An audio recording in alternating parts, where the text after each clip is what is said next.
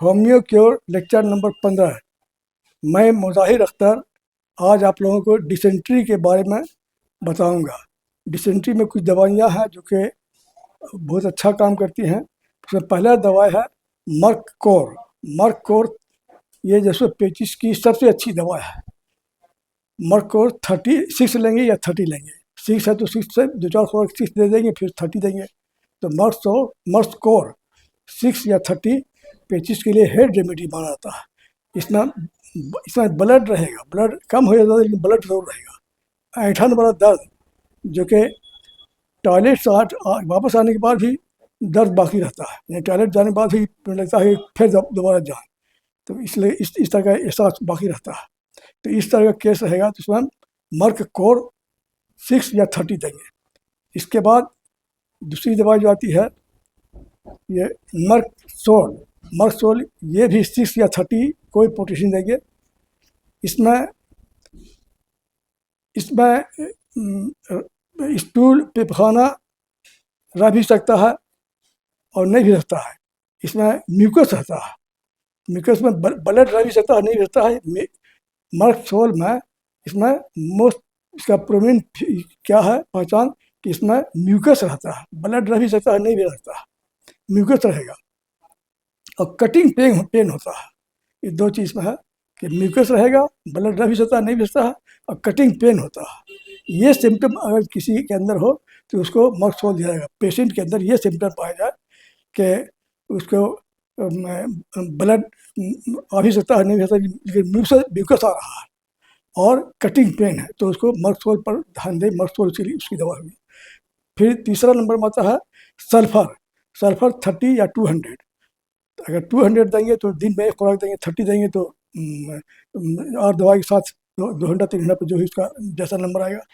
तो सल्फर में पेचिस जलन के साथ होता है। इसमें क्या होता है कि बर्निंग सेंसेशन रहता है। पेचिस में बर्निंग सेंसेशन रहता है, यानी जलन रहता है। इसके पेचिस में बहुत गंध आता है, सल्फर के पेचिस में बहुत गंध आता है। और इसमें और क्या है, एक चीज़ है कि सुबह सवेरे सो के उठता आदमी तुरंत उसको टॉयलेट जाने की जरूरत पड़ती है।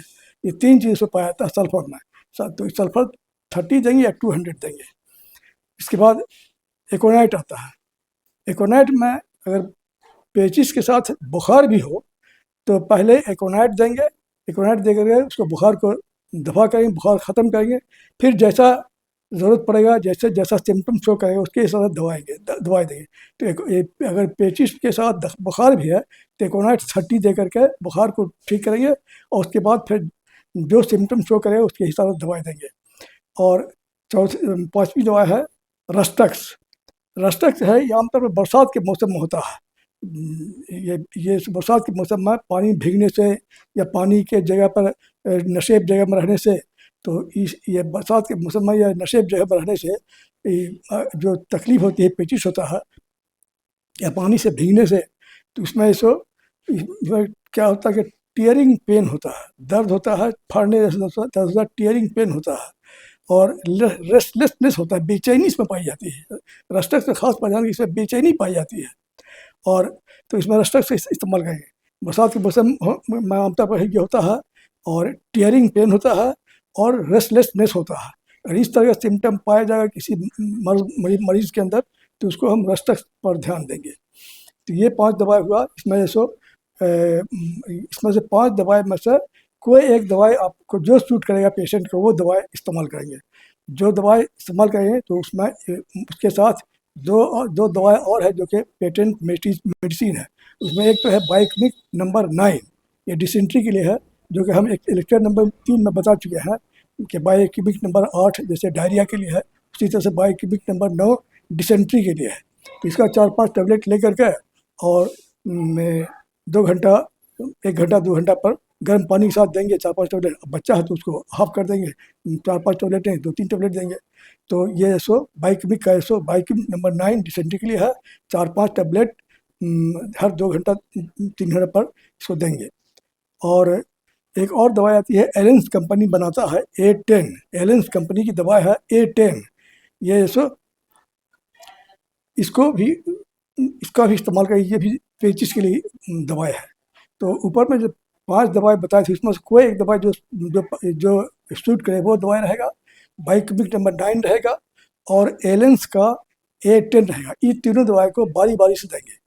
और अगर सल्फर में 200 दे रहे हैं तो फिर एक ही दिन देंगे सब, बाकी 2 दवाई बारी बारी से लेगा। फिर सल्फर का सेकंड डोज दूसरे दिन देंगे। इसका ख्याल रखेंगे कि जब भी अगर 30 दे रहे हैं तो तीनों दवाई बारी बारी से लेगा, 1 घंटा या 1.5 घंटा के इंटरवल पर। और अगर सल्फर 200 दे रहे हैं, जैसा ज़रूरत पड़ेगा तो फिर एक 2 ही दवा का चलेगा, फिर सल्फर नेक्स्ट डे देंगे।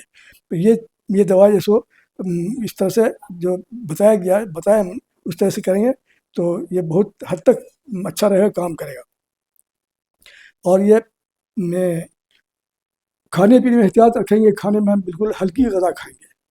हल्की ग़िज़ा खाने से क्या होगा, उसमें बहुत हद तक कंट्रोल रहेगा। तो ये आपको वीडियो कैसा लगा, काइंडली इसको लाइक करें, सब्सक्राइब करें और शेयर करें। थैंक्स।